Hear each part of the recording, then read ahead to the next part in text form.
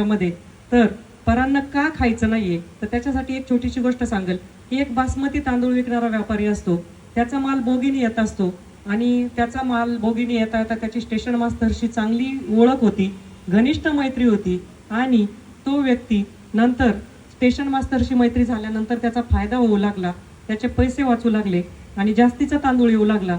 मग एक दिवस त्याला असं वाटलं की आपल्याकडून काहीतरी चुकीच्या गोष्टी होतात, तर आपण हा जो एक्स्ट्राचा पैसा येतोय थोडासा दान धर्मामध्ये लावू, थोडंसं अन्नदान करू, मग साधू संत त्यांना जरा जेवायला बोलू आपण.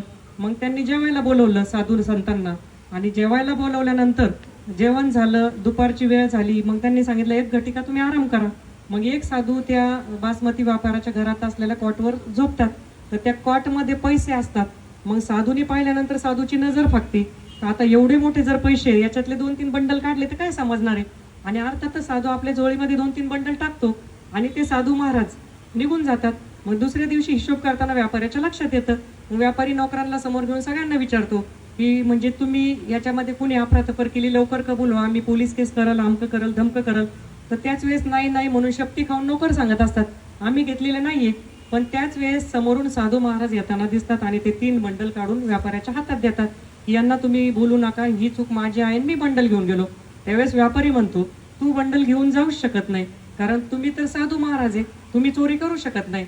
मग नंतर साधू महाराज म्हणतात एक प्रश्न विचारतो की तुम्ही साहेब काल जे अन्न केलं होतं आम्हाला जेवायला, तर ती तुम्ही खीर खायला घातली आम्हाला, तर ती खीर कोणत्या तांदळाची होती? अर्थातच कशाची होती तुम्ही ओळखून घ्या. मग आपण जर अशा प्रकारे तांदळाची खीर खाल्ली, म्हणजे जिथून तुम्ही पैसा वाचून वाम मार्गाने कमावलेल्या पैशातून त्या तांदूळ आणलेल्या तांदळाची खीर जर साधू महाराजांनी खाल्ली आणि साधू महाराजांची जर नियत बदलली, ही चोरी करण्याची प्रवृत्ती झाली, तर तुमच्या आमच्यामध्ये पण हे होऊ शकतं. पण दुसऱ्या दिवशी साधू महाराज म्हणाले की मी सकाळी शौचाला गेलो, पोट साफ झालं आणि मला असं वाटलं की माझं काहीतरी चुकतोय, कारण काल खाल्लेली खीर जोपर्यंत पोटात आहे तोपर्यंत नीतिमत्ता वाईट राहिली, खीर निघून गेली, साधू महाराजांची नीतिमत्ता जागेवर आली.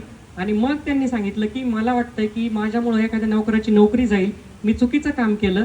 आणि ते साधू महाराज म्हणतात मला माफ करा, आणि म्हणून इथून पुढं कुठंही परान्न खाताना त्या वास्तूमधले दोष आहे का, जे जेवण केलं ते पापाच्या पैशातलं आहे का, कसं आहे आपल्याला माहीत नसतं. म्हणून आपल्या मार्गामध्ये परान्नाचे दोष सांगितले गुरुचरित्रात, पण आता येणार आहे उद्याच्या वाचनामध्ये परान्न दोष. श्वान मिश्रित अन्न खाल्ल्यासारखं वाटतं,